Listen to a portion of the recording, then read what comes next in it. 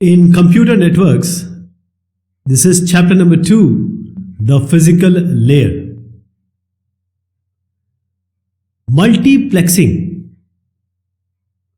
In digital communication or computer networks, what happens that it costs same amount of money even if you want to install and maintain the high bandwidth transmission line or a low bandwidth transmission line, because the cost come from you are actually digging a trench, so the amount is same almost. That is how when you have a line being laid, multiples or multiplexing schemes, these were developed to share lines among many signals. That is, what you have laid once, may it be possible to send the data by multiplexing and sharing the lines. So we will see the multiplexing because we are talking about a single physical line. How to multiplex, there are multiple ways. You can use time, frequency or code. Then we'll also talk about the WDM or wavelength division multiplexing. This is an optical form of FDM or frequency division multiplexing. So you have to understand FDM, then you will be able to understand WDM quickly. So before we go ahead discussing all these, multiplexing in digital communication on computer networks, we have two types, analog and digital. In analog, because analog, the FDM, frequency division multiplexing, and WDM, because WDM is just like FDM, they are analog multiplexing techniques or schemes. Frequency division multiplexing, wavelength division multiplexing, analog way of multiplexing, digital time division multiplexing. So TDM is a type of digital multiplexing technique, and we will talk about two types, synchronous and asynchronous, that is the statistical TDM, statistical on-demand TDM.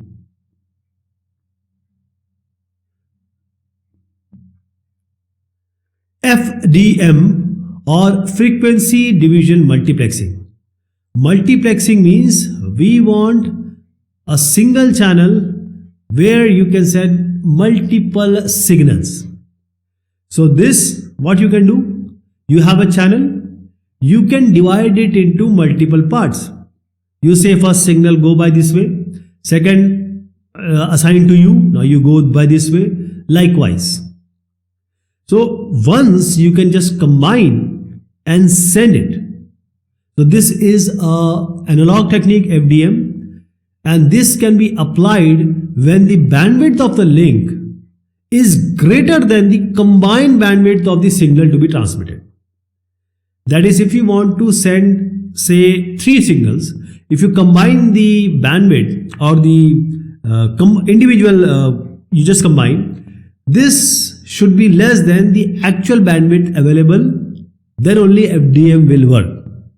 Okay, so the channel frequency has to be higher than the individual frequency that are going to be FDM multiplexed. So for FDM, frequency division multiplexing, it takes the advantage of the band pass or pass band transmission to share a channel.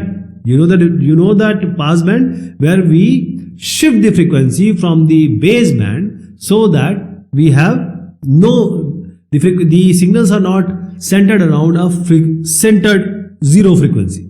So there will be a proper frequency on that will be the central frequency. So it divides the spectrum into frequency bands, each user having exclusive possession of some band in which to send a signal. That is, for example, this is the whole channel. We divide it. One of the signal will be given the dedicated part. This is assigned to you. The second signal will be assigned second band, or this is how the channel will be divided and exclusive position will be there. I'll give you an example of AM. You know about the radio transmission. So AM radio broadcasting is using the FDM. For example, the allocated spectrum from the boundary is around 1 megahertz. That is roughly around 500 to 1500 kilohertz. So this is total is, for example, we are taking AM 1 megahertz, 500 to 1500 kilohertz. Now multiple stations are there. So different frequencies are allocated to different logical channels or the stations. For example, one can be LA station, one can be some Wisconsin station, one can be some other, say Washington. So these are the different stations, and they are allocated different logical channels, different frequencies are allocated like this, each operating in a portion of the spectrum. And here very important part is the inter-channel separation. For example, if you have two houses combined, there will always be a trouble, interference. If the houses are apart, there will be no problem or less problem. So here when we are dividing the frequency and assigning it, we have the inter-channel separation. This has to be great enough because we don't want any kind of interference between two adjacent frequency bands. Okay, so there are filters. It can limit the usable bandwidth. Say for a voice grade channel, it can be 3100 hertz. So voice grade channel, I'm talking about the telephone communication. Now this is 3100. I'm taking one more example actually. So this is 3100 hertz. When various channels or many channels are multiplexed, 4000 hertz is allocated per channel. Now you will feel the difference. 3100 and 4000. What is the difference? Around 900 hertz. Why this is there? Because this has to be there for preventing the interference among the adjacent band. This excess bandwidth is called a guard band. This is a guard band. This is necessary in FDM. Otherwise, there will be interference. Therefore, when you tune, you will see you have to tune a little bit so that the next station can come. So first, these voice channels, they are raised in frequency, shifted in frequency, each by some different amount, and then they will be combined because no two channels now occupy the same portion of the spectrum, because every channel is assigned certain frequency which are different from other. But there will still be some overlap because we are using filters. The real filters will not have ideal sharp edges. There will be some. So here is an example of 3 voice grade telephone channels. They are multiplex using the FDM. So how does it work? Let us see here. The first figure, that is the A1, is the original bandwidth. Channel 1, channel 2, channel 3. Now the bandwidth are raised in frequency. That is, you can say we have made it shift. We have shifted it. So first one is shifted by a little bit. The second, this is the shifting I am talking about, and this is the only bandwidth raising in frequency. Second one like this. Third one we shifted it a little bit more, or you can say we have raised the frequency each by different amount.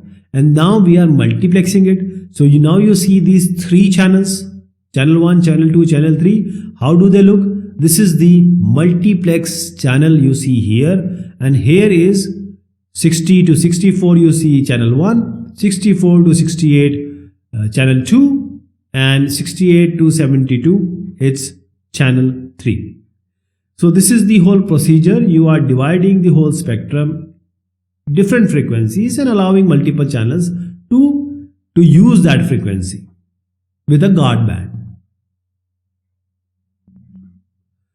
OFDM, or orthogonal frequency division multiplexing. So frequency division multiplexing, we had a channel allocated to us or a spectrum. So we divided that particular bandwidth into multiple parts, and we allowed different station and allocated them permanently that they can send, they can transmit in that frequency. Okay. For example, one channel from say LA, one is coming from even different part of the state. So this was frequency division multiplexing. Orthogonal frequency division multiplexing, the carrier centers are put on orthogonal frequency. Orthogonal means, let me give you an analogy. This is the Cartesian coordinate system. You can say 3D coordinate system. So X is orthogonal with Z, X is orthogonal with Y, and Y is orthogonal with Z. So we can have X, Y, Z together, though they are orthogonal.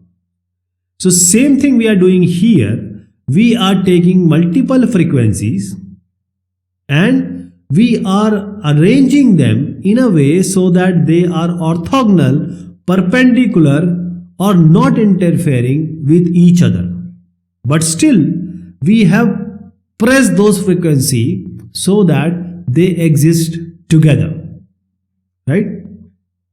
So just assume that we have just say that you have two hands and then there are frequencies in between 3 or 4 and then you just press it, bring your hand together. This is how you do it. So the peak of the first, wherever there is a peak of first, there will be 0 for others. The peak of the second, there will be 0 for others. That is, the other frequencies will not be interfering with the frequencies in as a subject or in question.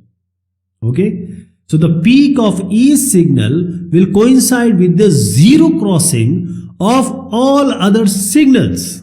That is how we achieve the orthogonality. So carrier centers are put on orthogonal frequency. The subcarriers are spaced by 1 by t, that is the delta f frequency, or you can say frequency is again 1 by t.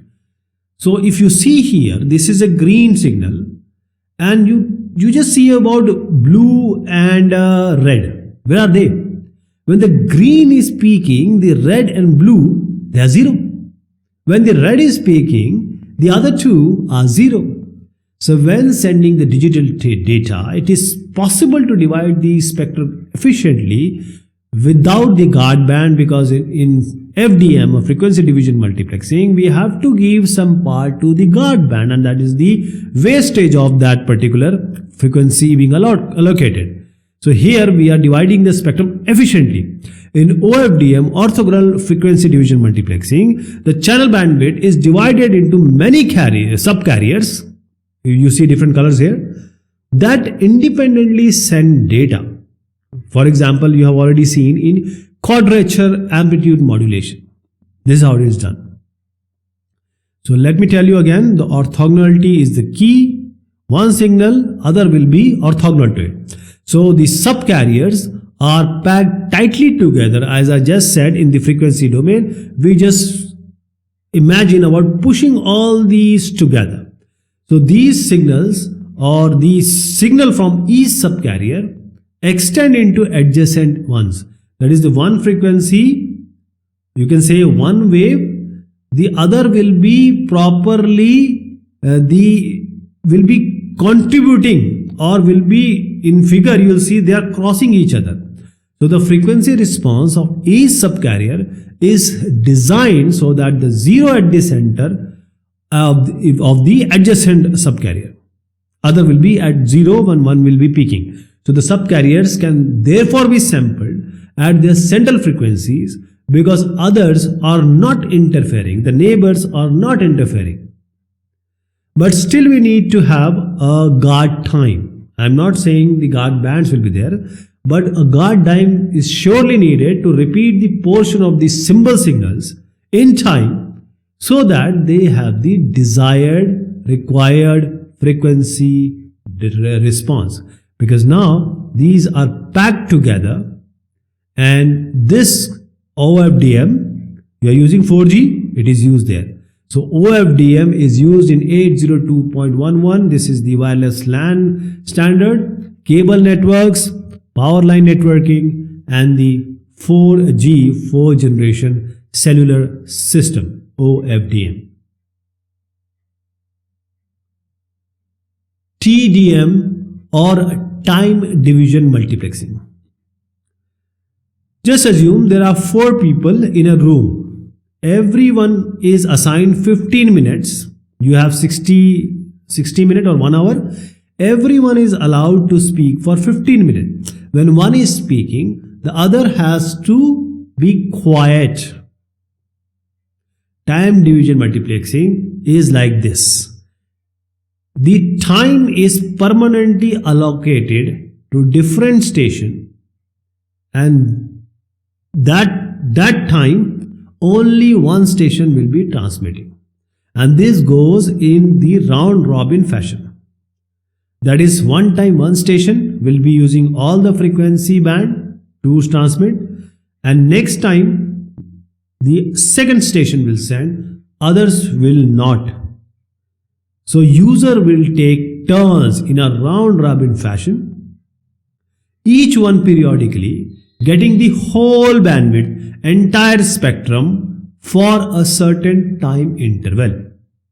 So bits from each input stream are taken in a fixed time slot, that is fixed, and output to the aggregate stream.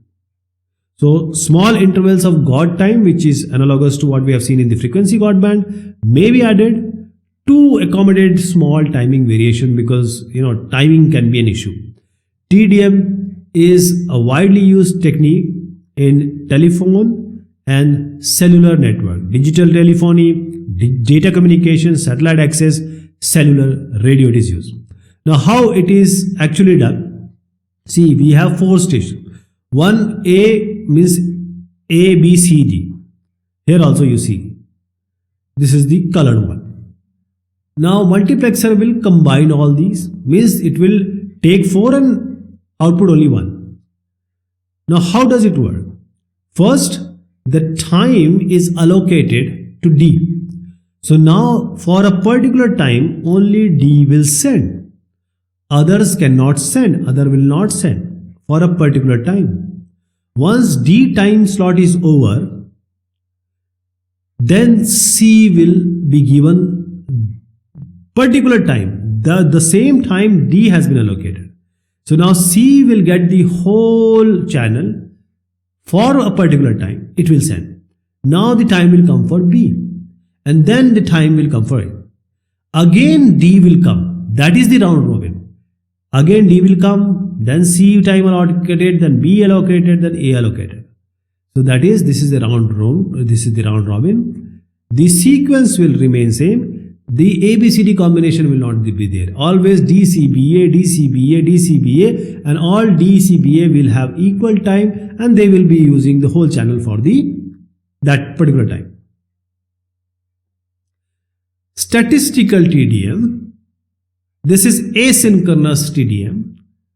Statistical time division multiplexing. So individual streams contribute to the multiplex stream not on a fixed schedule as it was done in TDM, but according to the statistics of their demand. In TDM, if the seat is vacant, no one else can sit, because it is being set or reserved for someone else. Okay? In statistical, or you can say STDM, if someone is asking and the channel is free, or the time slot no one else is sending, it will be given the chance, okay, you can come and send. In traditional TDM, you see here, A, B is sending, but the time slot allocated to C and D, they are not sending. So you can say these are the empty slots. So A and B can send, but in statistical TDM, whenever C and D the time slot will come, A and B will again be assigned. Okay, you can also send, but you can send in A, B your time also, and in the time of C and D also. So basically, it depends all on demand. Say, if B is asking, B will be given the time. C says, oh, I want 3. So it will be given 3 slots. Then B comes, oh, I just want to send. B will be given time. Then A will come, oh, I want to send 2. So it will be given 2 slots. So in statistical TDM, slots are dynamically allocated to improve the bandwidth efficiency, which was not there in the traditional TDM. In the synchronous TDM, this is the actual TDM. Some slots are empty because the corresponding line does not have data to send. The station is not sending this. The channel is free. You want efficiency. So in statistical TDM, no slot is left empty as long as there is data to be sent by any input line, A, B, C, whichever comes, it will be allocated, because this is the statistics of their demand, not a fixed schedule, not a round robin. Okay, CDMA or code division multiplex access, this we will be discussing in the next discussion. Till then, thank you so much. Take care of yourself.